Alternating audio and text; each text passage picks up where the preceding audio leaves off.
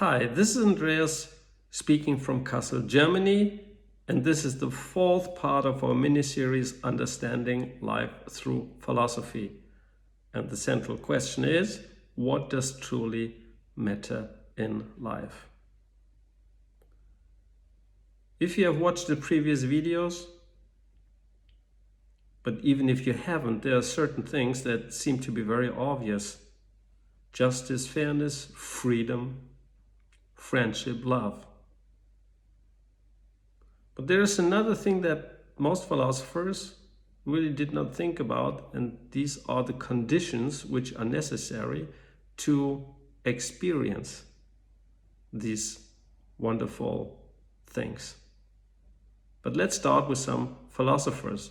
Socrates once said, true wisdom comes to each of us when we realize how little we understand about life, ourselves, and the world around us. So the first thing is be passionate, but also modest when it comes to these questions. Reflect about them. Look very carefully. Søren Kierkegaard, life is not a problem to be solved, but a reality to be experienced. Experiences sometimes can hurt. But if you want to really get into these very deep emotions, like love, friendship, freedom, even justice and fairness, you have to try to live them. William James wrote, "Be not afraid of life. Believe that life is worth living, and your belief will help create the fact." So he tells us, William James, believe in what you think is worth living and go out and try to go that path. But there are certain conditions we need. Conditions that enable us to really be able to experience these emotions. And there's one contemporary philosopher who just did that. And this is Martha Nussbaum with her capability approach. Martha Nussbaum argues that a human life, in order to reach its highest potential, must include a number of capabilities, that is, of actual possibilities that one can realize in one's life.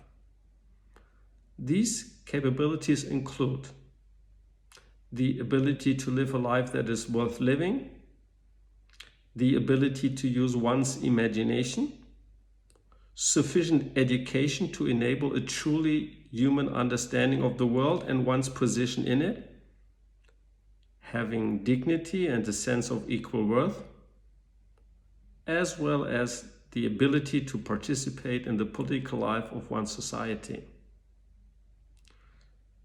So these capabilities are founded, as you just said, in an education that we need, but also in access to water, housing, clothing, to certain material goods.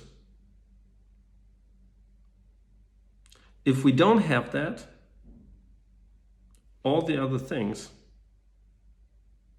are mere illusions. So what we have to do to build up a society where most, if not all people, really have access to these institutions, have a certain way of material security to enable the experience of things that matter in their life most. There's one great thinker who is not a classical philosopher, but who put an answer to the question, what does truly matter in life, in 2 sentences. Buddha said, in the end, these things matter most. How well did you love? How fully did you live? How deeply did you let go? And each morning we are born again. What we do today is what matters most. So if you live in conditions that makes it possible for you to experience these wonderful things, then you will experience in your life the things that matter most. And what that is at the end, that is what you will find out. Thanks for today, and we see us back for the first part of our mini-series.